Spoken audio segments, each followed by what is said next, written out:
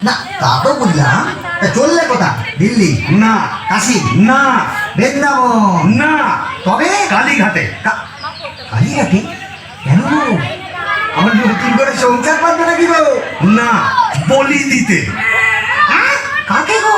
কালীঘাটে গিয়ে মায়ের কাছে জোড়া পাঁঠা দিয়ে মানত করব, ওই নচ্ছার বউ যেন চটজলদি ওলাউট হয়ে মরে।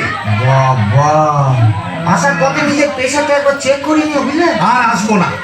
নেত্তর মরার খবর পাবো তবে ঘরে ঢুকবো। ফিরবো কেন? কিসের তারা? কিসের পিছু টান? অনেক সহ্য করেছি, আর না।